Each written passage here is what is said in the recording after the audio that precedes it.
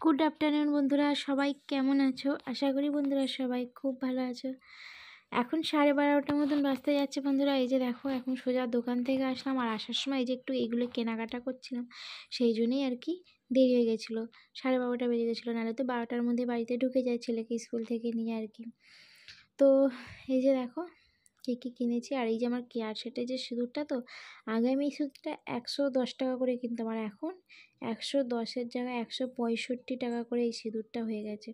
আর আমার না ঠিক কেয়ার সেটের সিঁদুরটা না পড়লে না বন্ধুরা, কী বলবো, যেন মনে হয় অন্য সিঁদুরগুলো পরলে মাথা চুলকায়।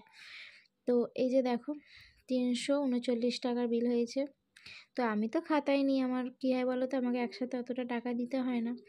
আর আজ হলো গুরু পূর্ণিমা, দেখো বন্ধুরা আর কি, এই যে সিদ্ধি প্রসাদ দিয়ে গেছে, এই যে খাচ্ছি বসে বসে, খাইয়ে দাইয়ে আর কি টিফিনটা আর কি মোটামুটি প্রসাদটা খেয়েটেই আর কি ছেলেকে একটু টিফিন খেয়ে চান করিয়ে দিয়েছিলাম। চান করিয়ে বন্ধুরা এখন বাজতে যাচ্ছে 2টো মতন। তো খাবার দাবার নিয়ে একদম দেখো চলে এসেছি দুপুরে। তো এই হলো দুপুরে আজকে খাবার, এগুলোই খাবো। আর এই যে আলু ভাতে মেখেছি, ঝিঙে বাটা হয়েছে, ফুলকপি ভাজা করে আর কি ডাল হয়েছে, মুসুর ডাল, অসাধারণ খেতে হয়েছিল বন্ধুরা, তোমাকে কি বলবো। তো আর অমলেট করেছিলাম তার সাথে। আর ছেলের দেখো কীর্তিটা, এত দুষ্টুমি করে কি বলবো। তো চলো বন্ধুরা, একবারে আসলাম এই যে সন্ধেবেলাতে, ছেলে ঘুম থেকে উঠে পড়েছে, ছেলেকে একটু জল টল খাওয়ালাম।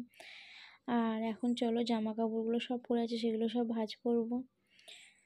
প্রচুর প্রচুর কাজ বন্ধুরা, মনে কি বলবো, একটা দোকান বিজনেস কিছু নিজের যদি নিজস্ব থাকে না, তখন কাজটা যেন অনেকটাই বেশি হয়। আর যার ফ্যামিলিতে বেশিজন থাকলেও এমনিও কাজ বেশি থাকে। তা আমরা তো ফ্যামিলিতে সবাই একসাথেই থাকি, তো কাজটা একটু বেশিই থাকে। তো সন্ধ্যের বেলাটা দেখো সন্ধ্যে দেওয়া হয়ে গেছে, আর এই যে জামা কাপড়গুলো সমস্ত তোলাও হয়ে গেছে। এইগুলো এখন চলো ভাঁজ করে ভাবছি রেখে দেবো। তারপরে আর কি রাতে রান্না বান্নাগুলো একটু যাব করতে। তো মা তো এখনও আসেনি, মা আসবে আস্তে আস্তে, সেই 7:30 বাজবে।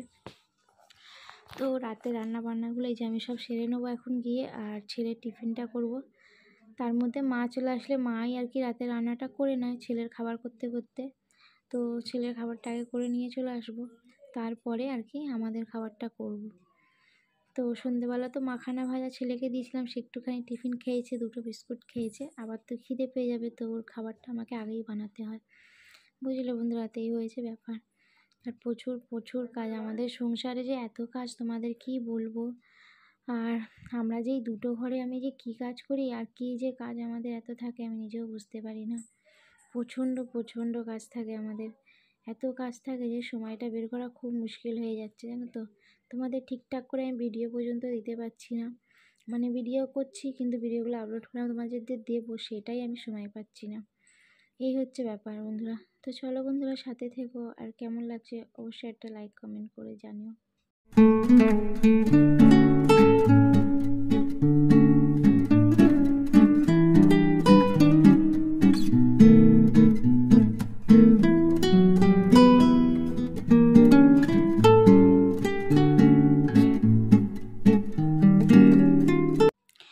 আর এই যে দেখো বন্ধুরা, আজ আমি মেশিনটা বিক্রি করে দিলাম, আমার সেলাইয়ের শখের মেশিনটা আর কি।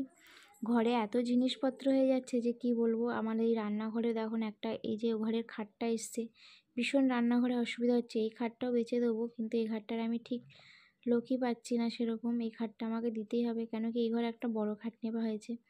আবার ওই ঘরের খাটটা এই ঘরে খুব ছোট হচ্ছিলো বন্ধুরা, সেই কারণে ছেলেকে পড়াতে বসতে গিয়ে আমি ছেলের কাছে মনে হচ্ছে পড়াশোনা করছি। তো দেখো স্কুলের হোমওয়ার্কগুলো করাতে বসেছি, ছেলে এই যে পেন নিয়ে খেলা করছে, কি আর বলবো বন্ধুরা। তো ছেলেকে পড়াতে বসা মানে আমার কি বলবো, পড়া তো শোনা হয় না, ছেলের খেলা দেখতে হয় বসে বসে। তো দেখো পেন নিয়ে আর কি পড়াতে বসে পেন নিয়ে পেন বানাচ্ছে এখন। তো এই যে দেখো নিচে নিয়ে পড়েছিল। তো চলো বন্ধুরা, এই যে আমরা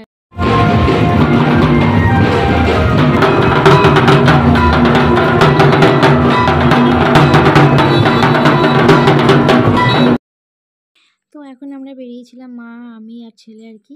তো এই যে জগদ্ধাত্রী পুজোর সব ভাসান যাচ্ছে, তো সেই ভাসানটাই আর কি তোমাদের ভিডিও করে দেখালাম একটু। রাস্তা থেকে আসার সময় আর সব বাচ্চাদেরকে চিপস চকলেট অনেক কিছু হাতে দিচ্ছিলো, ওই দেখো আমার ছেলে নিয়ে যাচ্ছে। তো চলো বন্ধুরা, এখনের মতন টাটা। আবার পরবর্তীকাল আবার একটা ব্লগ ভিডিও নিয়ে তোমাদের সামনে আসছি।